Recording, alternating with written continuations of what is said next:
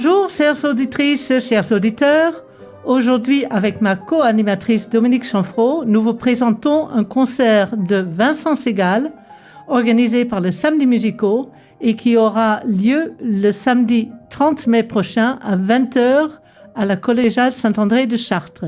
Et c'est une émission par ici les sorties. Bonjour Yvonne. Oui, une émission un peu spéciale aujourd'hui car nous avons eu la chance d'enregistrer une première rencontre au CRD avec sa directrice qui s'appelle Cécile de Anne. Voilà. Et après une parenthèse musicale, Vincent Segal nous rejoindra par téléphone pour poursuivre ce voyage sonore. Voilà, exactement.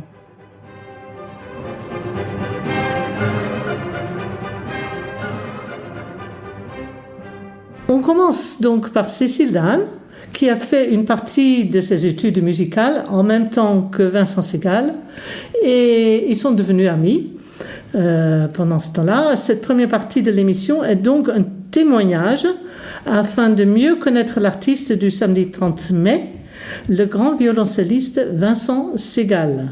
Bonjour Cécile, merci de m'accueillir dans ton bureau au CRD.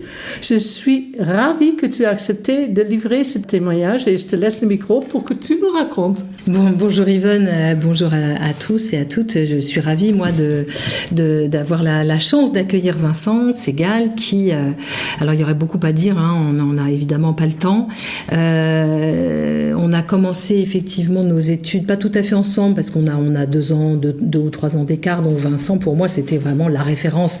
C'était le grand qui jouait formidablement bien et qu'on avait tous envie d'imiter.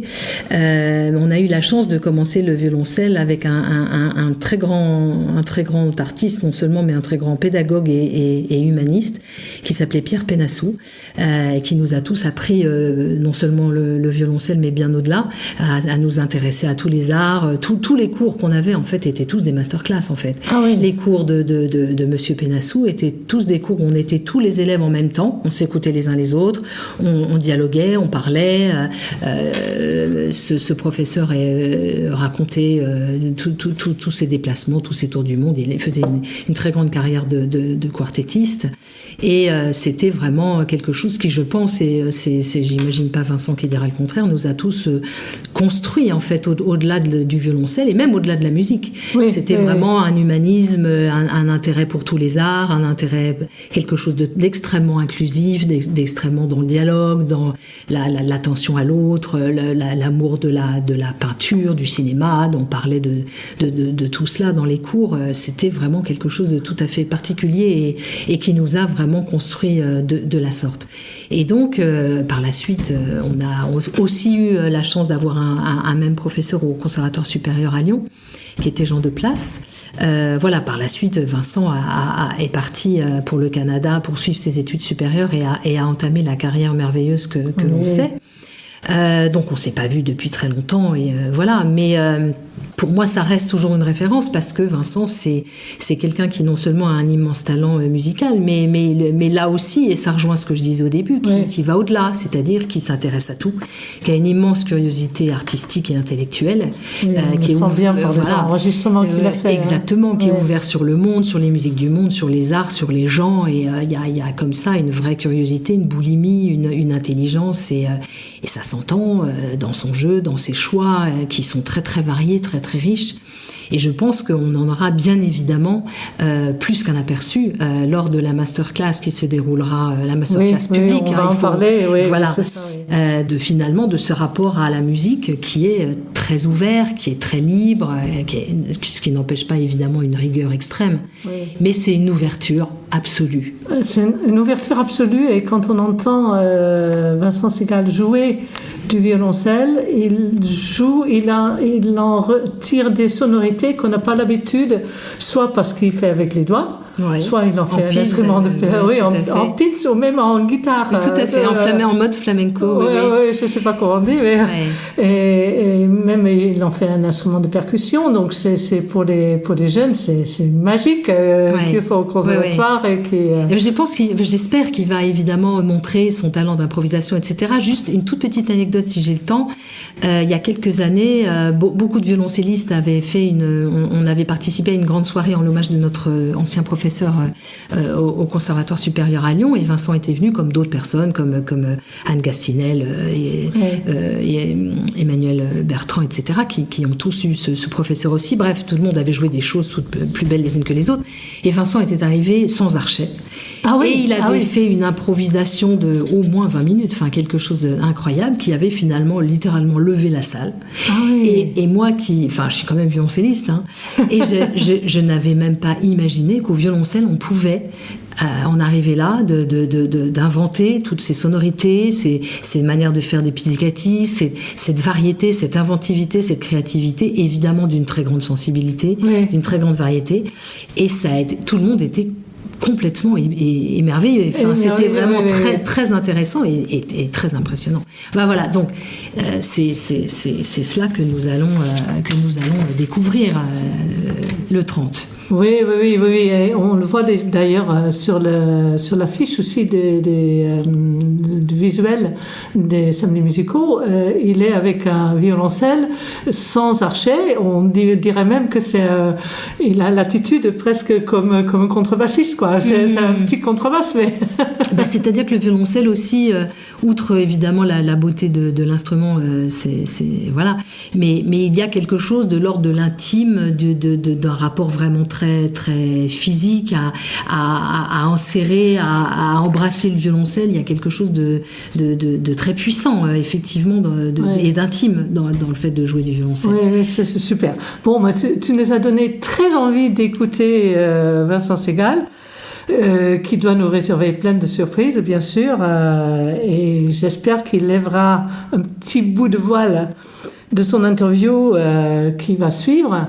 Et pour le masterclass, j'ai envie de dire que vous soyez violoncelliste ou non, nous vous invitons à être curieux et à venir assister à cette masterclass qui paraît passionnante pour en apprendre plus sur l'instrument et la façon de le jouer en fonction du répertoire abordé. Je pense qu'on peut le dire comme ça peut-être. Cela aura lieu le samedi 30 mai de 9h à 13h dans l'auditorium du conservatoire. Pas du tout. Non, c'est à la collégiale. Tout est à la collégiale. C'est à la collégiale déjà. La masterclass du matin est donc de 9h à 13h également à la collégiale Saint-André. D'accord. Tout comme le récital du soir qui est à 20h à la collégiale également. D'accord. Mais en fait, à cette masterclass, il y aura des étudiants violoncellistes, bien sûr, qui vont jouer des choses variées comme Shostakovich ou Dieu sait quoi. Il y aura aussi une altiste qui va jouer du tango de Piazzolla. J'ai programmé aussi un duo jazz de trompette et guitare électrique. J'ai évidemment fait en sorte qu'il n'y ait pas que du violoncelle. D'accord. Parce que encore une fois, voilà, Vincent, il joue tout. Il connaît toutes les musiques et il joue et il a joué avec des plus grands artistes avec des instruments les plus variés. Donc j'ai tenu à ce que ce soit le plus varié possible également. Pour la masterclass. C'est superbe. Donc tout est à... Il faut venir. Oui, il faut venir. Tout est à la collégiale Saint-André. Donc le matin de 9h à 13h. C'est entrée libre pour le masterclass. Ça a l'air d'être superbe et qui sera un petit concert en quelque sorte. C'est un travail sur l'improvisation, la liberté, le rapport à la partition, j'imagine. Enfin, ça va être extrêmement intéressant. Et le soir à 20h, donc pas à 20h30, mais à 20h, il y aura le concert de Vincent Segal. Et là, pour la billetterie, vous allez sur Samedis Musicaux, www.samedismusicaux.fr.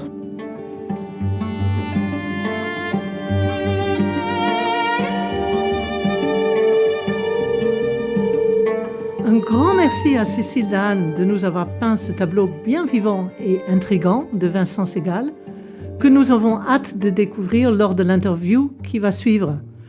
Mais d'abord, un intermède musical où Vincent Segal improvise en trio sur Changing Everything avec Sébastien Surel au violon et Thomas Kubitsch à la guitare. Au début de l'extrait, vous entendrez Vincent Segal au violoncelle avec l'archet, mais il y a toute une partie ensuite où aussi bien le violon et le violoncelle sont joués avec les doigts, en pizzicato, mais comme la guitare en quelque sorte.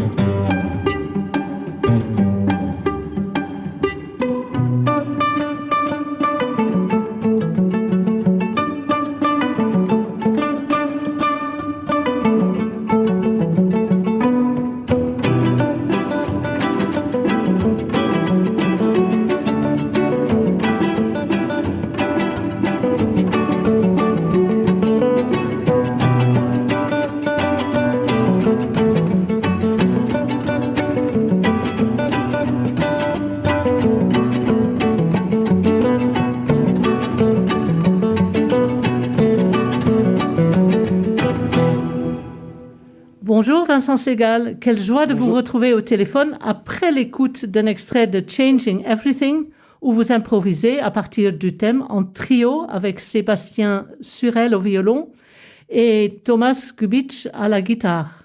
Bonjour. Bonjour. Alors, quand on écoute vos enregistrements, on entend presque toujours en dialogue avec d'autres musiciens dans l'improvisation, le jazz, la musique du monde. Et là, le 30 mai, vous serez seul sur scène, face au public très classique des samedis musicaux. Ça change tout, non? Qu'avez-vous envie de leur faire vivre ce soir-là? En fait, j'ai trouvé un procédé quand je suis seul, parce que quand j'étais plus jeune, quand je jouais seul, ce qui m'arrivait assez rarement, je dois dire, puisque j'aime bien jouer avec d'autres partenaires, j'avais un problème de constituer un programme parce que je trouvais ça un peu raide tout seul. Et donc j'ai trouvé cette idée de chapeau avec des papiers, ça fait intervenir le public et en même temps ça permet de montrer justement toute la mémoire, une mémoire quasiment, c'est comme un livre de toutes les personnes avec qui j'ai joué, avec qui j'ai travaillé, des pays que j'ai traversés, des zones qui m'ont beaucoup influencé, comme par exemple le Brésil, la Turquie, l'Afrique de l'Ouest, etc. Et donc ça me permet de pouvoir évoquer toutes ces musiques et en même temps de montrer comment un violoncelle arrive à les évoquer tout seul. Sur le site des Samedis musicaux, on peut effectivement lire que le programme sera tiré au sort. Est-ce que vous donnerez une liste d'œuvres que les samedis musicaux peuvent mettre dans un chapeau pour que le public tire le programme au sort, ou est-ce que le public met des choses dans le chapeau et vu que c'est un public classique, vous risquez de vous trouver avec, je sais pas, une demande d'improvisation, c'est un bande de Bach, etc. Non, mais oui, je peux jouer. Enfin, j'improvise pas toujours. Hein, je joue l'improvisation, c'est spécial en fait. Quand on improvise, il y a plusieurs choses. Ça fait entrer la mémoire, mais en fait, c'est moi qui fais les papiers. Ah, d'accord. Et je mets des papiers, mais par exemple, je mets pas des papiers avec seulement des œuvres. Je mets des papiers avec des noms de musiciens. Ça peut être des musiciens disparus depuis très longtemps, comme justement Jean-Sébastien Bach. Ça peut être des musiciens avec qui j'ai énormément travaillé et qui sont pour moi des piliers. Comme par exemple Glenn Ferris ou Nana Vasconcelos ou Balaké Sissoko. Ça peut être des pays, c'est-à-dire que je peux écrire Mali, je peux écrire Brésil, je peux écrire Argentine, je peux écrire des régions comme, ou des départements comme Martinique, La Réunion. Et je parle aussi de style. Ça peut être par exemple... Maloya, ça peut être Shaabi, ça peut être Samba, c'est-à-dire des génériques de danse ou de styles musicaux. Ça peut être aussi dire au public, posez-moi une question et je vais essayer d'improviser sur ce que vous me posez comme question. Ça peut être la personne qui tire, ça peut être vous-même chanter quelque chose. Ça me plaît beaucoup aussi. D'accord. Et quand vous partez d'un thème issu du répertoire classique, vers quel paysage musical votre imagination vous emmène-t-elle le plus naturellement? Ah, mais c'est-à-dire, si jamais je tire Tchaïkovski, là, de ce fait, je vais jouer moi-même des choses écrites par Tchaïkovski, mais ce qu'il en reste, c'est-à-dire... et c'est souvent précis parce que je continue toujours à entretenir ce répertoire. Donc, par exemple, ça peut être un mouvement des variations rococo, ça peut être une mélodie de Tchaïkovski, ça peut être Souvenir de Florence, mais une partie seule et pas les sextuors entiers. Et après, je vais pas improviser spécialement dessus. Je vais juste restituer ce qui me reste en mémoire. Je trouve ça assez beau, en fait. Puisque finalement, interpréter, c'est ça, en fait. Ce qui reste aujourd'hui, en 2026, d'œuvres qui ont été créées à 100 ans, 200 ans, 300 ans, des fois 500 ans. Si on parle de Guillaume de Machaut, ça va encore plus loin. D'accord, ok. Et chez vous, quand j'ai écouté un petit peu, il n'y a pas que les notes, mais aussi la façon de jouer qui sort souvent des codes traditionnels. Avec les doigts, vous faites des pizzas de toutes sortes, jusqu'à considérer votre violoncelle comme une guitare, voire un instrument de percussion. Est-ce que les doigts vous donnent plus de possibilités que le jeu d'archet? Bravo Yvonne, c'est très bien. Je peux pas dire mieux. En fait, vous avez très bien analysé ma façon de jouer. Et je dirais que Il y a un portrait je crois que c'est Rameau, qu'on voit avec son violon. Il n'a pas d'archet, il est en train de faire des pids. Parce qu'il devait poser et ça devait fatiguer d'avoir un archet. Et donc il a posé avec le violon quasiment en bandoulière. Et en fait, mon professeur de violoncelle, qui était le professeur de Cécile aussi, d'Anne, c'est Pierre Pénassou, et il aimait beaucoup les pizzicati. Et j'aimais bien utiliser ces techniques pour jouer déjà les accords, c'est-à-dire m'occuper de l'harmonie. Parce qu'on peut jouer, à l'archet, c'est très difficile de jouer les 4 notes simultanées. Il y a toujours ce qu'on appelle une latence.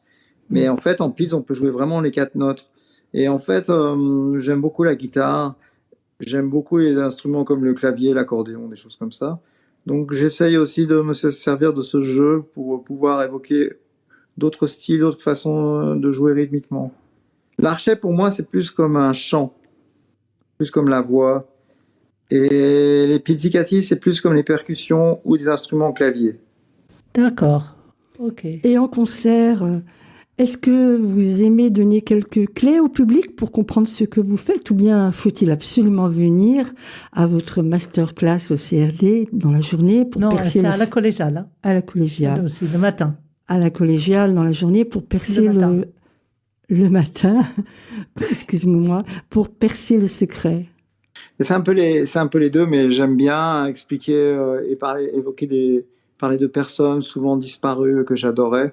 J'aime bien les faire ressurgir, alors en parole et en musique. Mais en parole, on peut expliquer aussi beaucoup de choses. Par exemple, ça me plaît aussi d'expliquer aux auditeurs, par exemple, si on parle de danse, que la valse ou la mazurka, à l'époque, étaient considérées comme des danses un peu dépravées, puisque les couples dansaient ensemble, et que c'était pas courant à l'époque.